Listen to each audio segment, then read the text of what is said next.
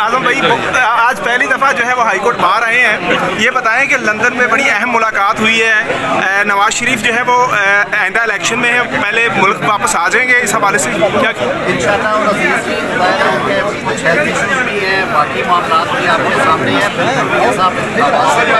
चाहते हैं और कानून में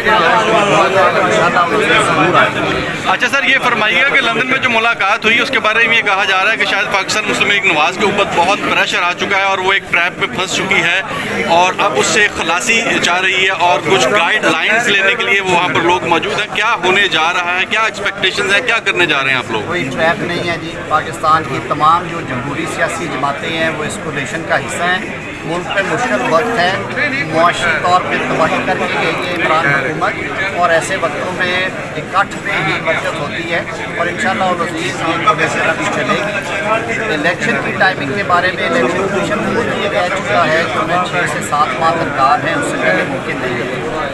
कोलिशन पार्टनर्स की मुशावरत के बगैर कोई अर्ली इलेक्शन नहीं होगा। ये बात कायद मियां मोहम्मद शहबाज शरीफ साहब ने की है, ये बात मियां शहबाज शरीफ साहब भी वापस कर रहे हैं।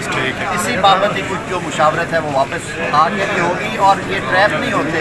मुश्किल वक्तों में मेहनत होती है और शहबाज शरीफ मेहनत करने के बहुत आदमी